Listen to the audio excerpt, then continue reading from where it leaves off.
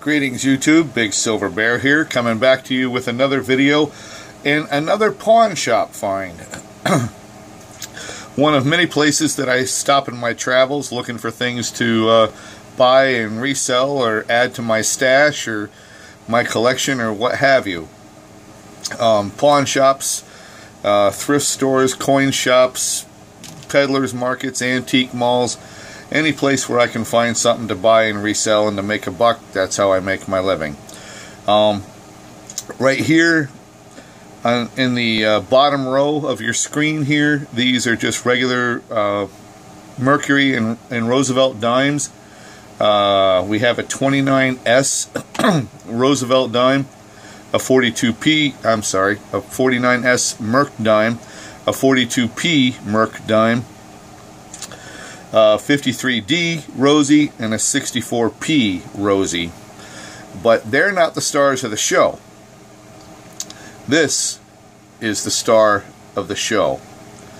This is an 1867S upside down seated Liberty dime. 1867S. And I'm trying to show you the details in this as best I can. That I picked up all 5 of these dimes for 10 bucks. And the guy at the pawn shop didn't seem to think anything or bat an eye at selling a seated Liberty dime for 2 bucks. So I didn't think anything or bat an eye at paying 2 bucks for this.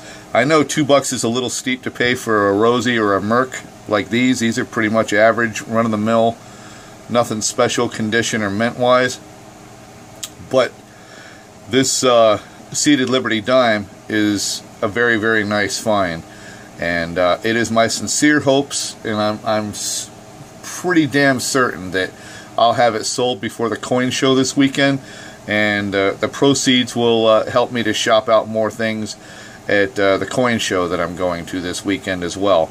On the extreme high end, if somebody wanted to be very generous, you might get as much as 200 bucks for this.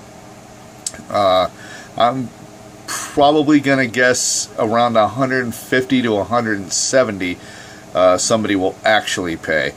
It just depends on how hungry somebody is for it. With only 140,000 of them minted, and it's in pretty decent shape, you know, it's not going to grade, but it is a pretty nice coin, and it's too rich for my blood. I can't keep it.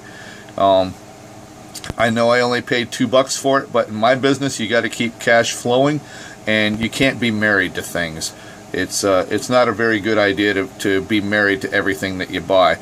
And plus, I'm certain it'll help me buy probably 8 to 10 ounces of generic silver. So I can rest very, very well with that, knowing that my initial investment on that silver, whatever it ends up being, and I'll make a video about it as well. My initial investment would have stemmed from this $2 seated Liberty dime. Anyways, YouTube, I really don't like to be long-winded about things. I just wanted to share my thoughts and my finds. And please, if you have any kind of stories that you'd like to share, anything that you find in your little adventures and your travels, and you know, do you hit pawn shops up too? Gold and silver and diamond buyers, I go to those places too, and pretty much anywhere where I got a stab and a chance, you know, at finding something. Let me know, especially if you've put up a video about it. Put a link in the description below and let me know that you did that, because I'd really like to check that out. One thing that I can sit and I can watch for hours and hours and hours, and I'm sure that you can too, is when people find treasures. You know, especially like people in the metal detector business and all that.